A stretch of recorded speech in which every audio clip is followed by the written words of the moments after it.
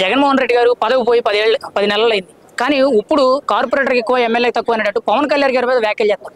ఇలాంటి టైంలో ఆ వ్యాఖ్యలు అనేవి ఎంతవరకు కరెక్ట్ అనుకుంటున్నారు సార్?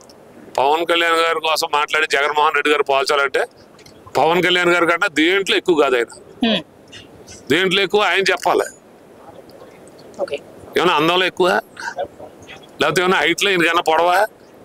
దేంట్లో ఎక్కువ అంటే కొన్నాటిలో ఎక్కువ అవినీతి చేయటంలో, దౌర్జన్యం చేయటంలో, దోపిడీలు చేయటంలో, వాటిల్లో ఎక్కువ. మంచితనంలో ఏమైనా ఎక్కువ, లేకపోతే ఏమైనా ఒక దాన గుణంలో ఎక్కువ. తన సొంత సంపద ఏమైనా ఎక్కడైనా పంచిపెట్టాడా? తన కష్టార్జితం పంచిపెట్టినటువంటి నాయకుడు పవన్ కళ్యాణ్ గారు. ఆయన విమర్శించేటువంటి పరిస్థితి అంటే నేనైతే ఏమనుకుంటానంటే ఆయన మరుగురు పడిపోతా ఉన్నాడు. ఎవరిని కామెంట్ చేయాలి? ఒకప్పుడు చిల్లర నాయకులు కామెంట్ చేసేవారు పవన్ కళ్యాణ్ గారిని.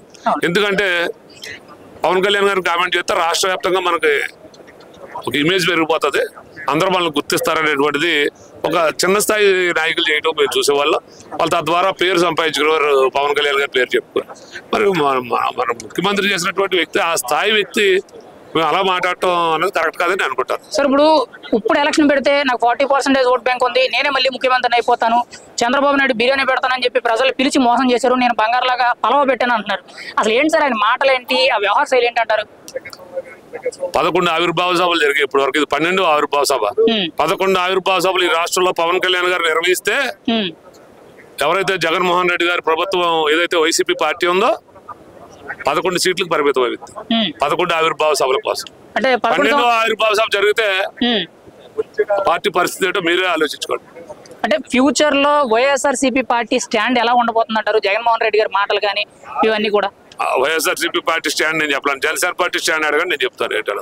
జనసేన పార్టీ స్టాండ్ అయితే ప్రజల పక్షాన పోరాటం చేయడం, బడుగు బలహీన వర్గాల ప్రజల కోసం ముందెత్తి ప్రశ్నించడం, ఏదైతే ఎలక్షన్ హామీలు ఇచ్చారో చంద్రబాబు నాయుడు గారు కానీ పవన్ కళ్యాణ్ గారు కూటమి నాయకత్వంలో హామీలు అమలు చేసేదాకా దాన్ని పర్యవేక్షించడం, అవసరమైతే చంద్రబాబు నాయుడు గారితో మాట్లాడటం, అవసరమైతే మోడీ గారితో మాట్లాడటం, కేంద్రం నుంచి నిధులు రప్పించడం.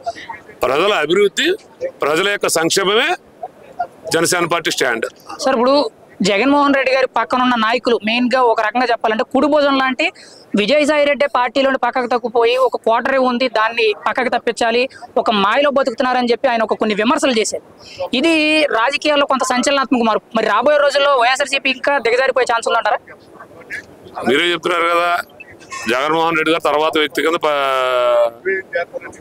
ఆయన కొనసాగించినట్టు పాలన సాగించినట్టు విజయసాయి రెడ్డి గారు ఆయన తప్పుపోయేటట్టు ఎన్ని అవకతవకలు ఉంటే ఆయన తప్పుపోయాడు మనం ఆలోచన చేసుకోవాలి.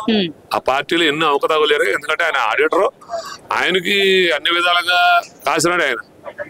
మరి అతనే పక్కకు పోయాడంటే రాబోయే రోజుల్లో ఏం జరుగుతుంది అన్నటువంటిది ఒక భయాందోళనలో అందులో ఉన్నటువంటి అవకతవకలు పూర్తిగా తెలిసిన వ్యక్తిగా ఆయనే పక్కకు పోయాడంటే పాపం ఈ చిన్న కార్యకర్తలకు అక్కడ ఏం జరిగిందో తెలియదు. ఇంకా మా పార్టీ వైసీపీ, మా పార్టీ, మా నాయకుడు జగన్మోహన్ రెడ్డి తిరుగుతూ ఉన్నారు. మీరు విజయసాయి రెడ్డి గారు అటువంటి నిర్ణయం తీసుకున్నారంటే చిన్న నాయకులు కూడా ఆలోచించుకోవాలి. ఫైనల్ గా జగన్మోహన్ రెడ్డి గారు మరి ఎలాంటి వ్యాఖ్యలు చేయడం, ఇప్పుడు ఉన్న పరిస్థితులు బట్టి రాజకీయాలకి ఆయన మెయిన్ గా నాకు ప్రత్యేక హోదా ఇవ్వండి అని చెప్తున్నారు. అది ఎంతవరకు కరెక్ట్ అంటారు సార్?